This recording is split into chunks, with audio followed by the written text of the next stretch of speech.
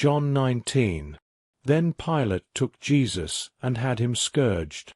The soldiers wove a crown of thorns and placed it on his head. They dressed him in a purple robe, and came up to him, saying, "Hail, King of the Jews!" Then they struck him with their hands. Pilate went out again and said to them, "Look, I am bringing him out to you, so you may know that I find no guilt in him." Jesus came out wearing the crown of thorns and the purple robe. And Pilate said to them, "Behold the man!" When the chief priests and officers saw him, they cried out, "Crucify him! Crucify him!" Pilate said, "Take him yourselves and crucify him, for I find no fault in him." The Jews answered, "We have a law, and by that law he must die, because he claimed to be the Son of God." When Pilate heard this, he became even more afraid. He went back into the praetorium and asked Jesus, "Where do you come from?" But Jesus gave him no answer. Pilate said, "Do you refuse to speak to me? Do you not know that I have the power to release you and the power to crucify you?"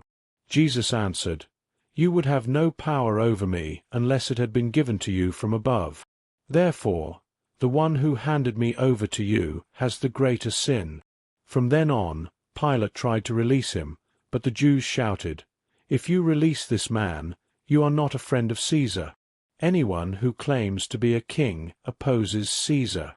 When Pilate heard this, he brought Jesus out and sat on the judge's seat at a place called the Pavement, in Hebrew Gabbatha. It was the preparation day of the Passover, about the 6th hour. Pilate said to the Jews, "Behold your king!" But they cried out, "Away with him! Away with him! Crucify him!" Pilate asked, "Shall I crucify your king?" The chief priests answered, "We have no king but Caesar." Then Pilate handed him over to be crucified.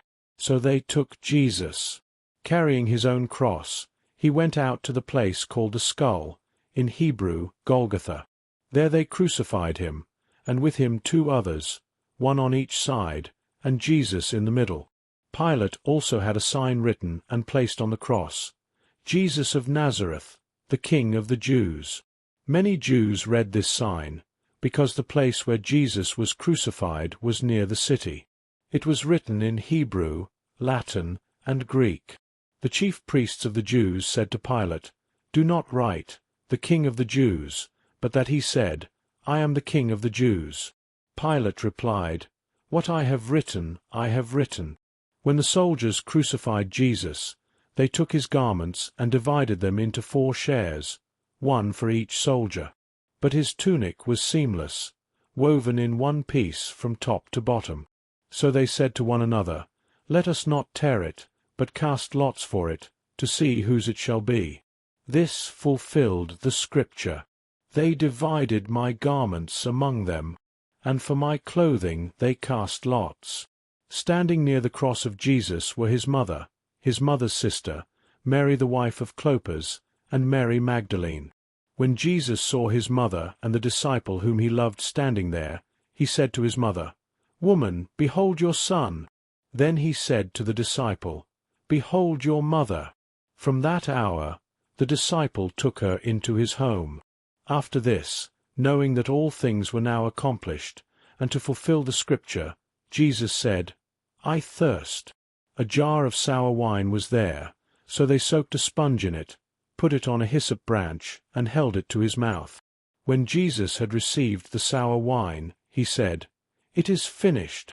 Then he bowed his head and gave up his spirit. Because it was the preparation day, the Jews did not want the bodies to remain on the cross on the Sabbath, for that Sabbath was a high day. So they asked Pilate to have the legs broken and the bodies removed. So the soldiers came and broke the legs of the first man, and then the other who was crucified with him. But when they came to Jesus and saw that he was already dead, they did not break his legs. Instead, one of the soldiers pierced his side with a spear, and immediately blood and water flowed out. The one who saw this has testified, and his testimony is true. He knows he is telling the truth, so that you also may believe. These things happened so that the scripture would be fulfilled, "Not one of his bones will be broken."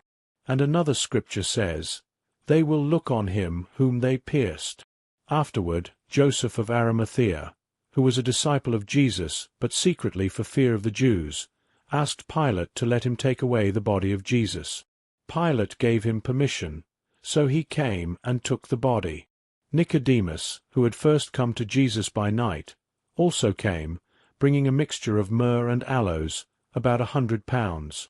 They took the body of Jesus and wrapped it in linen cloths with the spices, as was the Jewish burial custom. Now there was a garden near the place where he was crucified, and in the garden a new tomb in which no one had ever been laid. Because it was the Jewish preparation day, and the tomb was near by, they laid Jesus there.